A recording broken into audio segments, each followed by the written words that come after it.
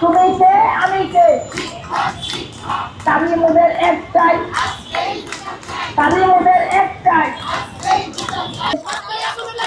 লেগেছে রে লেগেছে রক্তের বন্যায় রক্তের বন্যায় রক্তের বন্যায় রক্তের মার খাচ্ছি, জলকামান খাচ্ছি, টিয়ারশেল খাচ্ছি, তাও আমরা রাজপথ থেকে সরে যাই নাই। আজকে আমাদের কর্মসূচির 10তম দিন। আজকে 10 দিন যাবৎ আমরা রাজপথে মার খাচ্ছি, জলকামান খাচ্ছি, টিয়ারশেল খাচ্ছি, তাও আমরা রাজপথ থেকে সরে যাই নাই, সরে যাব না, কারণ আমাদের সাথে অন্যায় হয়েছে।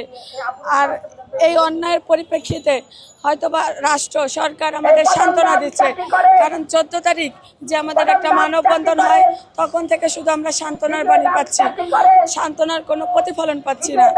তো আমাদের প্রতিনিধি দল ডেকে নিয়ে এইটাই সান্ত্বনা দেওয়া হয় যে আমরা বাদ যাব না।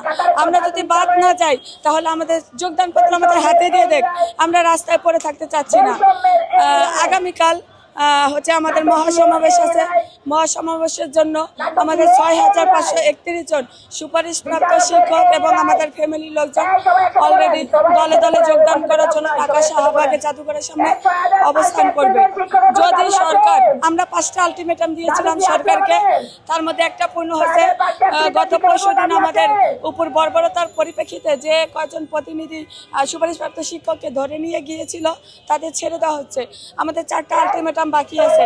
আমাদের রোববারের মধ্যে 4টা আলটিমেটাম যদি পালন না করা হয় তাহলে আমরা রোববারে আমাদের 6531 জন সুপারিশপ্রাপ্ত ভাই বোনেরা মিলে সারাদিন, মানে এতদিন যে কঠোর কর্মসূচি পালন করছি তার চাইতে আরো কঠোরতর কর্মসূচি ঘোষণা করব।